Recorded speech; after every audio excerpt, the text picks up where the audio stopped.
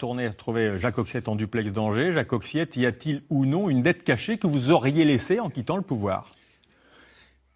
Bien évidemment, non.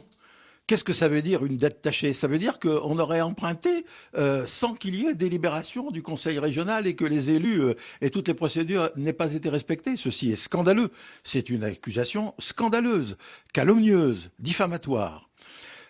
Et pour preuve, n'est-ce pas? Il suffit de regarder les délibérations que nous avons prises. C'était le 10 avril. Il y a ce dossier du 10 avril 2015.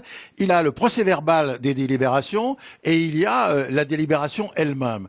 Qu'est-ce qu'il y a dans ces délibérations? Il y a tout simplement les responsabilités de la précédente Assemblée.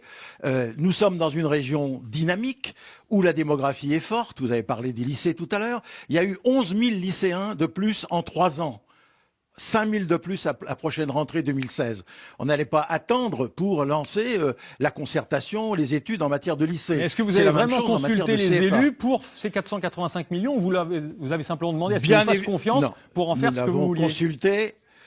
Nous avons consulté et c'est dans les délibérations et c'est dans le rapport, c'est de façon explicite. Plongez-vous dans cette délibération et dans ces délibérations. Tout est écrit. Ouais, oui, non mais c'est pas un slogan et la communication, ça règle pas l'avenir de la région. Nous avons assumé. Est-ce que selon vous, Bruno Retailleau justifie par cette dette qu'il appelle cachée le fait qu'il ne pourra pas faire tout ce qu'il a promis lors de la campagne? Ça, c'est son affaire. Ce que j'ai dit toujours, c'est que ce qu'une majorité, celle que je conduisais, à préparer dans le domaine de l'enseignement supérieur, dans le domaine de la recherche, de l'innovation, dans le domaine des transports, ce qu'une majorité a préparé, a prévu, une majorité nouvelle peut arrêter, peut l'amplifier, peut faire autre chose. C'est la responsabilité de la nouvelle majorité. Mais ma responsabilité de président de région, c'est pas de faire cette polémique stérile, c'est de préparer l'avenir de la région. On gère pas la région des Pays de la Loire comme on gère un canton.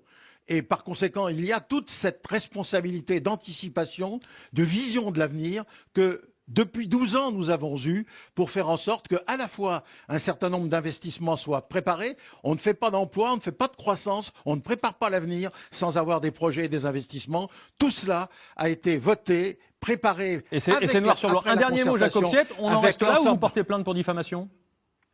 Oh, écoutez, j'ai dit tout simplement que j'étais prêt à être auditionné par le bureau d'études Ernst & Young qui fait cette étude-là. Nous avons des rapports qui sont ceux de l'agence de notation et de la Chambre régionale des comptes qui démontrent que la région a été bien gérée. Merci beaucoup, Jacques Oxiette. Vous étiez en duplex de la Fédération du PS de Maine-et-Loire. Merci à vous.